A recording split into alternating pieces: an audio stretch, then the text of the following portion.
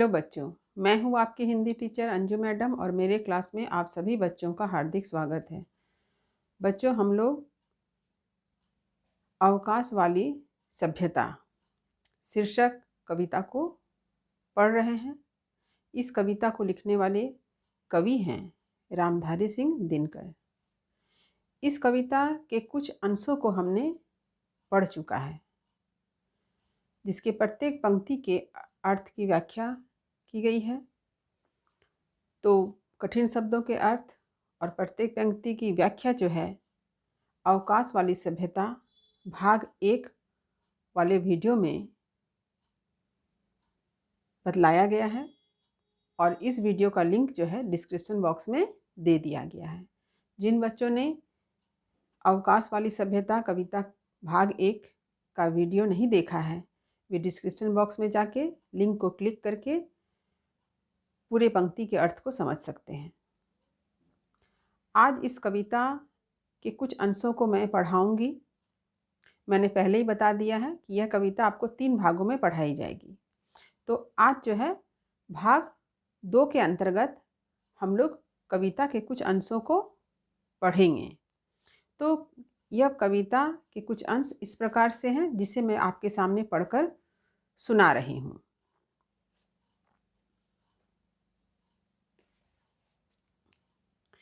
यंत्रों से थकी हुई धरती उस रोशनी में जलेगी। साबरमती, पांडेचेरी, तिरुवनमलई और दक्षिणेश्वर ये मानवता के आगामी मूल्यपीठ होंगे। जब दुनिया झुलसने लगेगी, शीतलता की धारा यहीं से जाएगी। रेगिस्तान में दौड़ती हुई संततियाँ थकने वाली है, वे फिर पीपल की छाया में लौट आएगी। आदमी अत्यधिक सुखों के लोभ से ग्रस्त है, यही लोभ उसे मारेगा। मनुष्य और किसी से नहीं, अपने आविष्कार से हारेगा। गांधी कहते थे अवकाश बुरा है, आदमी को हर समय किसी काम में लगाए रहो। जब अवकाश बढ़ता है, आदमी की आत्मा ऊँघने लगती है। तो ये है कविता के कुछ अंश। अब चलिए कठिन शब्दों के अर्थ को देखें। अवकाश वाली सभ्यता रामधारी सिंह दिनकर। कठिन शब्दों के अर्थ देखिए। यंत्रों का अर्थ है मशीनों, रोशनी का अर्थ है प्रकाश, मानवता यानी इंसानियत, आगामी यानी आने वाला, मूल्य यानी आदर्श, पीठ संघ को कहा गया, संस्था भी कह सकते हैं आप, झुलसने यानी जलना, शीतलता यानी ठंडक, धारा यानी जल की धार, नदी की धार भी हो सकती है, संततियाँ यानी संतानें, थकने यानी क्लांत, पीपल की छाया। पीपल की छाया क्या करती है? ठंडकता प्रदान करने वाली है। अत्यधिक यानी बहुत अधिक, लोभ यानी लालच, ग्रस्त यानी डूबा हुआ, आविष्कार यानी खोज, अनुसंधान भी कह सकते हैं, अवकाश यानी फुर्सत, ऊँघने यानी नींद से बोझिल होना। फिर से एक बार देखिए।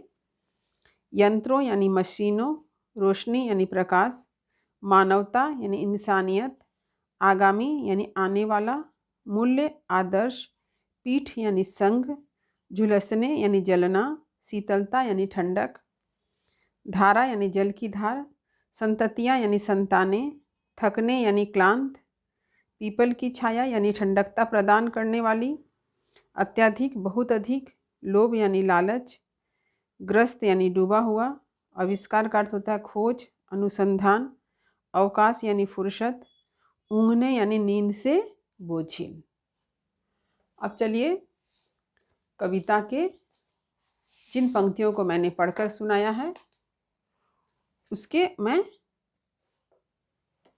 व्याख्या करती हूँ।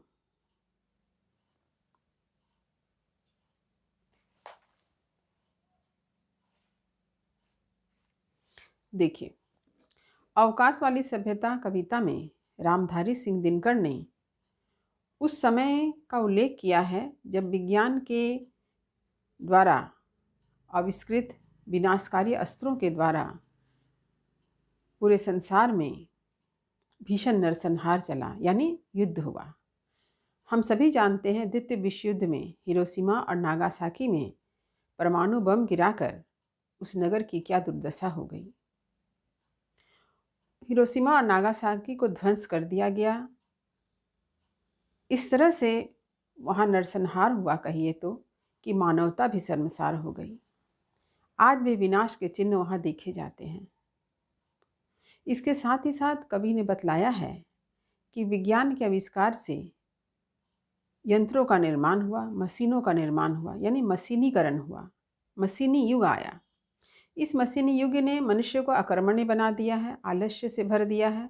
मनुष्य के पास सिर्फ अवकाश ही बचा है, फुर्सत ही फुर्सत है। लेकिन यह फुर्सत किसी काम का नहीं है, क्योंकि वह फुर्सत उसे और भी ज़्यादा उसके दिमाग को बिगाड़ कर रख दे रही है, उसकी नीयत को ख़राब कर दे रही है। कहते हैं ना, खाली दिमाग शैतान का घर होता है। यानी सारा काम मशीन ही कर दे रहा है, तो मनुष्य के पास कुछ करने को बच ही नहीं रहा है। और इस प्रकार मनुष्य जो है खाली फुर्सत में, बेकार में अपना समय व्यतीत कर रहा है, और उसका दिमाग जो है, खाली दिमाग जो है, शैतान का घर बनकर रह गया है। तो देखिए यहाँ पर कवि ने क्या अर्थ बतलाया है। यंत्रों से थकी हुई धरती उस रोशनी में चलेगी। यंत्र यानी मशीन, मशीन का आविष्कार, यानी यंत्रों का निर्माण हुआ, मशीन का आविष्कार हुआ, और विज्ञान के आविष्कार के अंतर्गत बहुत सारे विनाशकारी अस्त्र का भी आविष्कार हुआ है। उन यंत्रों का उपयोग करते करते इस धरती के लोग थक गए हैं, या यह कह सकते हैं कि विनाशकारी अस्त्रों के कारण जो भीषण नरसंहार हुई है, उससे धरती परेशान हो गई है। परंतु कवि यह सोचते हैं कि ये थकी हुई धरती उस रोशनी में जलेगी। उस रोशनी मतलब उस सत्य और अहिंसा की रोशनी, उस शांति की रोशनी जो हमारे भारतवर्ष से पूरे विश्व में फैलेगी, क्योंकि हमारा भारतवर्ष जो है शांति प्रिय देश है, सत्य अहिंसा के सिद्धांत को अपनाया हुआ है। ये सत्य अहिंसा को आज से नहीं, युगों युगों से दिल से स्वीकार करता है। तो कवि का कहना है कि सत्य और अहिंसा, शांति, प्रेम, मानवता का संदेश जो है पूरे विश्व में हमारे देश से ही फैलेगी। यही इसी रोशनी में, इसी प्रकाश में पूरी दुनिया चलेगी, यानी इसी रास्ते में आगे बढ़ेगी। साबरमती, पांडिचेरी, तिरुवन्नमलई और दक्षिणेश्वर ये मानवता के आगामी मूल्यपीठ होंगे। और कवि का यह विश्वास है कि साबरमती, पांडिचेरी, तिरुवन्नमलई और दक्षिणेश्वर, ये जो चारों स्थान हैं, ये महान पुरुषों से संबंधित हैं। महात्मा गांधी, अरविंद घोष, रामकृष्ण परमहंस, ये चारों धाम जो हैं, चारों स्थान जो हैं, यही आने वाले समय में मानवता के मूल्यपीठ होंगे। यानी पूरे विश्व में मानवता का संदेश यहीं से प्रसारित होगा। जब दुनिया झुलसने लगेगी, शीतलता की धारा यहीं से जाएगी। तो दुनिया झुलसेगी, झुलसना माने जलना। किससे जलेगी? युद्ध से, युद्ध की विभीषिका से, संघर्ष में। पूरे संसार में क्या फैल गया है? संघर्ष है, लोग लड़ रहे हैं। इससे क्या दुनिया जल रही है, दुनिया में रहने वाले लोग जल रहे हैं। ऐसे जले हुए लोगों को ठंडकता प्रदान कौन करेगा? हमारा देश ही करेगा। हमारे देश से ही सत्य, शांति, अहिंसा, मानवता, लोक कल्याण, विश्व प्रेम का जो संदेश है, ये झुलसती हुई मानवता को ठंडकता प्रदान करेगी, शीतलता प्रदान करेगी।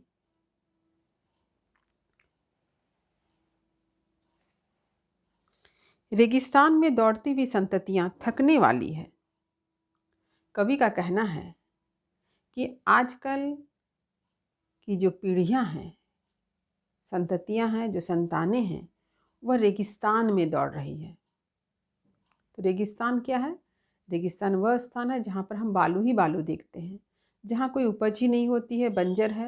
यानी रेगिस्तान प्रतीक है अभाव का, नैराश्य का, कमी का।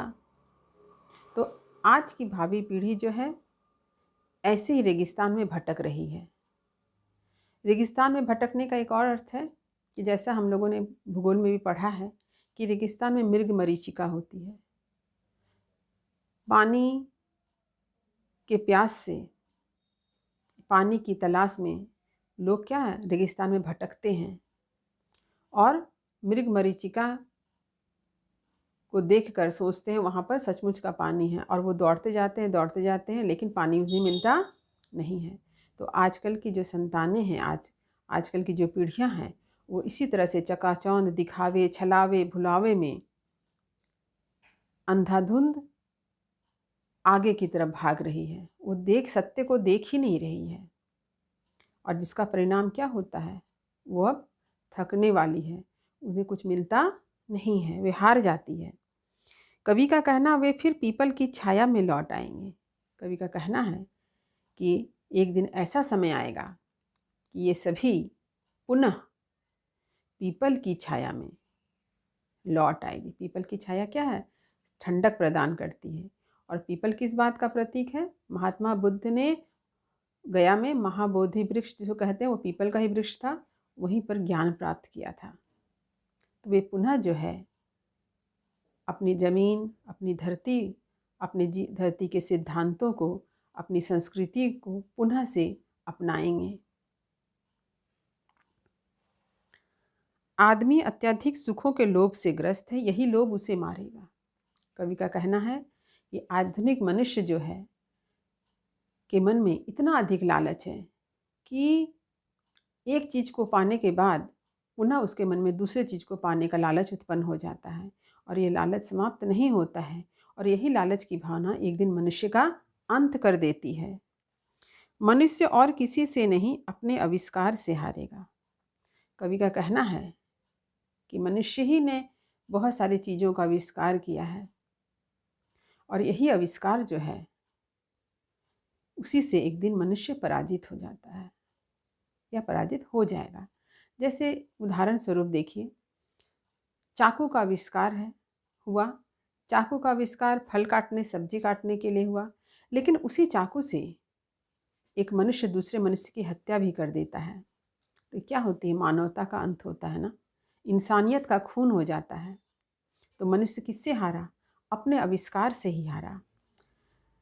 ऐसे ही बहुत सारे चीज़ों का आविष्कार मनुष्य की भलाई के लिए हुआ है, लेकिन मनुष्य उसका दुरुपयोग करके खुद को ही हानि पहुंचा देता है। तो इस प्रकार मनुष्यता ही हार जाती है।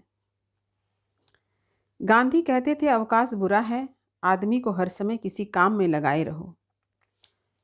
अब दिनकर जी का कहना है कि गांधी जी ये कहते थे कि अवकाश बुरा है। अवकाश का मतलब हुआ बेकार बैठे रहना, फुर्सत से बैठे रहना, ये अच्छी बात नहीं है।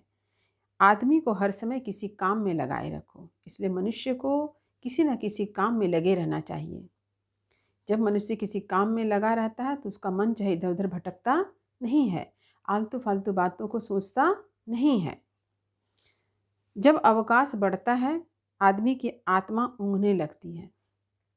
कहते हैं कि जब आदमी के पास कोई काम नहीं होता है, बेकार होता है, वह फुर्सत में बैठा होता है, तो उसकी अंतरात्मा जो है वो नींद से बोझिल होने लगती है। ये आत्मा जागृत नहीं रहती है, आत्मा नींद से भरने लगती है।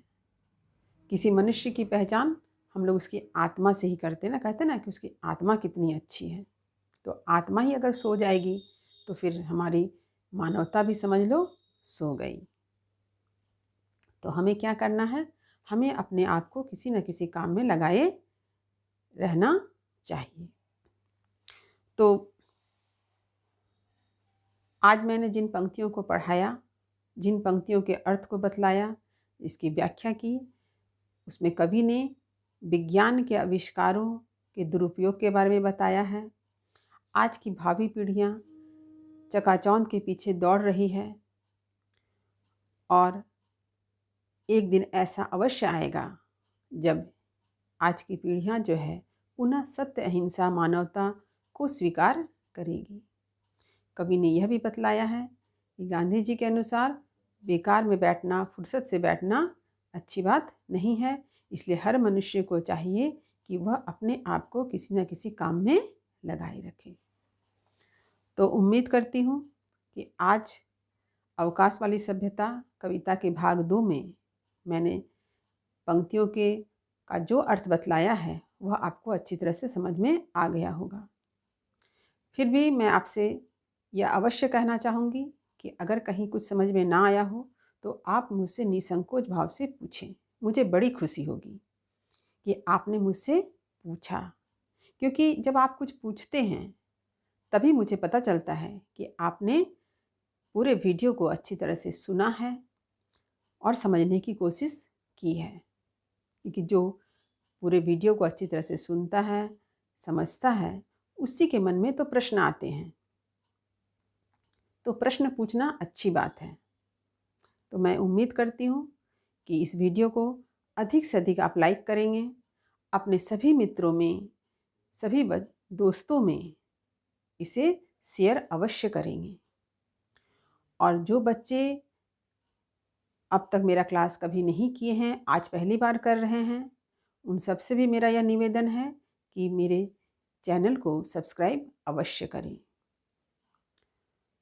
तो तब तक पढ़ते रहिए, जीवन में आगे बढ़ते रहिए। अवकाश वाली सभ्यता के भाग 3 इस वीडियो में आपसे पुनः मुलाकात होगी। मेरी शुभकामनाएं आप सबों के साथ है।